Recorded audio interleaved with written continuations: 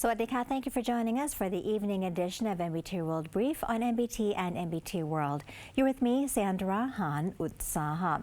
And in our first story, Thailand is rolling out urgent safety measures for student transport vehicles after data showed a massive licensing deficit. The Ministry of Transport ordered the Department of Land Transport to implement a comprehensive three-phase safety strategy across the country. Deputy Transport Minister Siripong Angkasakul revealed that over 50,000 school buses are currently registered nationwide. However, only about 5,300 of these vehicles possess valid operating licenses. Among those licensed vehicles, 4,400 passed brake system inspections, while about 680 failed. Approximately 44,500 vehicles represent 90% of the school buses in the country operating without official licenses. Officials warned that many unlicensed vehicles suffer from deteriorating conditions. These vehicles have not undergone standard safety checks, exposing students to high risks during daily travel and educational trips.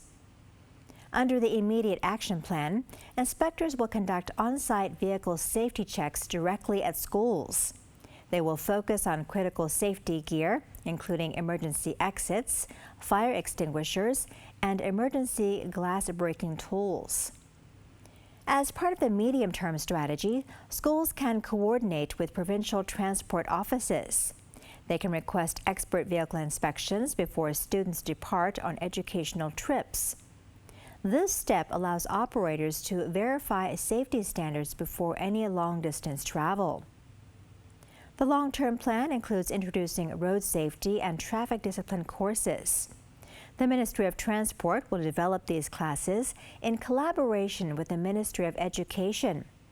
Officials are also considering redirecting a portion of local vehicle tax revenues to fund transportation system upgrades nationwide. The Ministry of Transport will closely monitor the implementation of these safety measures. Officials scheduled a formal progress review for June 19th. And the ministry have urged schools nationwide to submit their vehicle information through the online platform of the Department of Land Transport.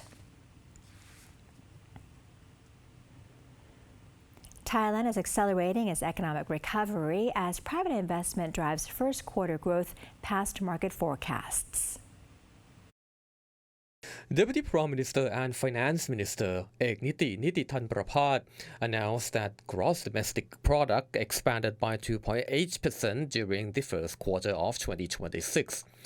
The figure marks an improvement from the 2.5% expansion recorded in the previous quarter. The Office of the National Economic and Social Development Council released the official data. Total investment served as the primary engine for this positive momentum. Private investment alone expanded by 10.1%. This performance represents the first double-digit increase for the private sector in 11 years. Deputy Prime Minister Niti attributed the rapid investment growth to targeted government stimulus strategies. He highlighted the BOI, or Board of Investment Fast Pass program for streamlining business approvals. These policies helped stabilize national credit.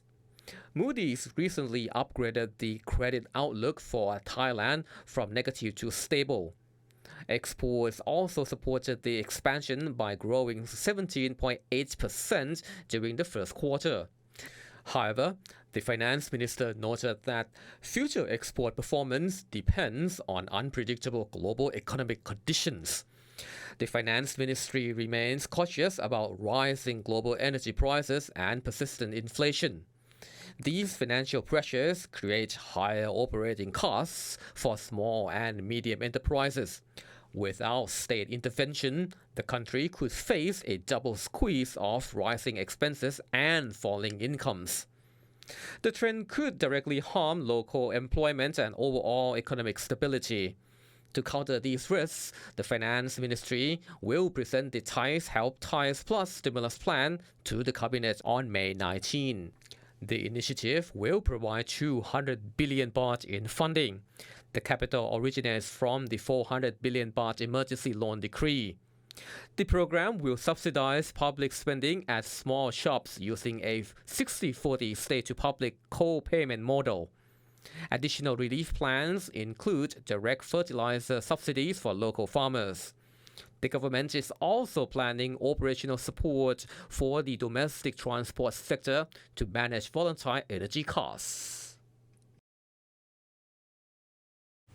The Royal Thai Armed Forces and the Royal Thai Police have united to establish a synchronized defense technological architecture. They are integrating automation and artificial intelligence into Thailand's national security framework to counter modern warfare threats. The technological upgrades will focus on maximizing cross-branch coordination while minimizing human battlefield risks. Individual service branches presented customized strategic roadmaps to align with this vision. The Royal Thai Army introduced its conceptual framework for automated battlefield operations. Army planners will establish an unmanned warfare command unit to pioneer integrated combat capabilities. Meanwhile, the Royal Thai Navy detailed the deployment of specialized unmanned operational hardware. The Navy will utilize unmanned aerial systems, unmanned surface vehicles, and unmanned underwater vehicles. These systems will manage intelligence, reconnaissance, and anti-submarine operations. The Royal Thai Air Force will incorporate artificial intelligence directly into its tactical mission planning. Air Force operators will use the technology for data analysis and situational assessments. The Royal Thai Police showcased automation tools designed to boost domestic law enforcement capabilities. Officers are implementing automated license plate recognition to track high-risk vehicles. The police department will also upgrade automated fingerprint and background check infrastructures. All participating agencies agreed to continue accelerating automation development to protect national interests.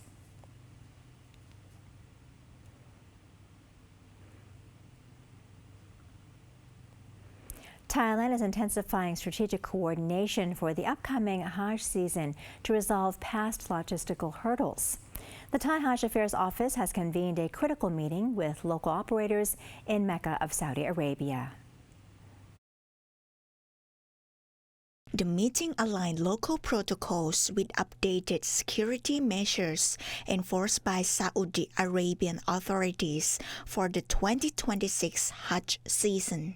The Thai HAJJ Affairs Office highlighted three critical logistical transitions. The first issue concerned the evacuation of pilgrims from Muzdalifah, which faced significant delays last year. Officials proposed two solutions regarding pilgrim consent. Elderly and vulnerable groups may remain on buses during the overnight stay before proceeding directly to Mina. Alternatively, pilgrims can follow the traditional itinerary of overnighting on the ground and departing at dawn. The second issue involved checking baggage for the first return flight to Thailand on June 1st. This flight departs shortly after the completion of HAJJ rituals. Operators considered conducting baggage weigh-ins on May 23rd or May 30th. The measure will ensure strict adherence to flight schedules and prevent airport congestion. The final issue concerned the transfer of pilgrims from their accommodations in Mecca to Mina. This process is scheduled to begin at 4 p.m. on May 24th. All parties finalized comprehensive transport, hospitality, and security arrangements. These measures will ensure an orderly and smooth transition for all Thai pilgrims during the sacred rites. And in one last story, the people of Thailand are one step closer to a constitutional overhaul as a major governing party prepares to formally submit its amendment proposal. The initiative seeks to establish a drafting assembly to write a new charter based on public consensus. Minister attached to the Prime Minister's office, Paradon Presananantakul, announced the update. He confirmed the ruling BHUMJAITHAI party has finalized its draft amendment. Officials plan to submit the bill to the Speaker of Parliament on Wednesday.